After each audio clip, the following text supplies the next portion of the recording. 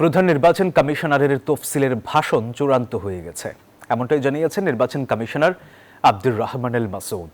তিনি জানান, কাল অথবা পরশু তফসিল ঘোষণা হবে। মঙ্গলবার নির্বাচন কমিশন সচিবালয়ে তিনি এসব কথা বলেন।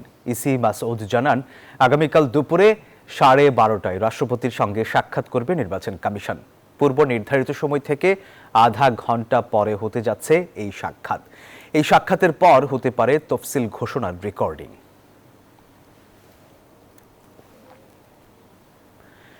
দর্শক, এই মুহূর্তে নির্বাচন কমিশনে আছেন আমাদের সহকর্মী অন্তরা বিশ্বাস। সরাসরি যুক্ত হচ্ছি তার সাথে। অন্তরা, তফসিল নিয়ে বিস্তারিত আর কি তথ্য আছে আপনার কাছে জানাবেন আমাদের।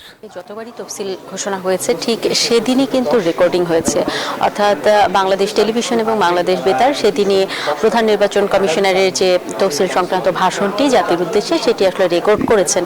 তো আগামীকাল যদি সেই রেকর্ডটি হয়ে থাকে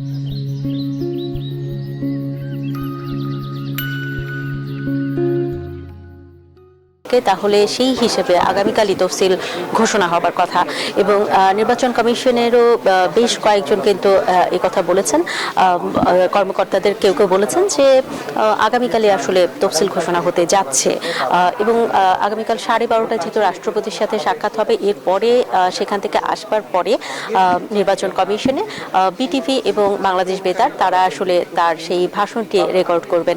তো সম্ভাব্য যে সময় কেউ কেউ বলছেন যে এটি হতে পারে যে বেলা 4টার দিকে সেই রেকর্ডটা হতে পারে, এবং 4টা নাগাদ যদি রেকর্ড হয় বা 4টার আশেপাশে কোনো একটি সময় যদি রেকর্ড হয় তাহলে খুব বেশি দেরি করা হবে না। এরপরেই হয়তো বা ভাষণটি জাতির উদ্দেশ্যে প্রচার করা হবে।